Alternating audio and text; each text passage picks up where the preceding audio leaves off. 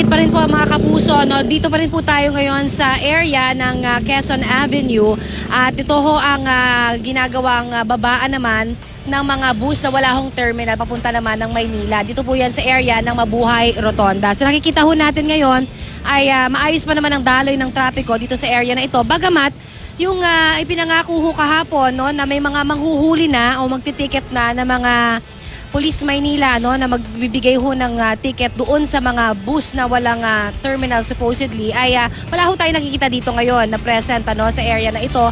At ang tanging naririto lamang ay mga traffic constable mula naman sa MMDA na wala rin naman syempre magawa at hindi naman nila po pwedeng hulihin itong mga ito dahil hindi naman ito sakop ng kung ano pa mga violation. So far, yung inaantay natin ay yung mga Police Maynila na supposedly magbi-ticket, no? Magti-ticket doon sa mga bus na pumapasada papunta naman ng Maynila na walang terminal doon. Kaya yan po ang ating antabayanan kung ipatutupad nga ba itong sinasabi nila na pagbibigay multa doon sa mga bus na sinasabi nga dahil dito sa bus ban dyan sa Maynila o hindi pa talaga may implement ito. Gaano nga ho ba kaya ito ka-effective talaga in terms of implementation? So far, wala pa tayong nakikita dito po sa area ng Quezon Avenue.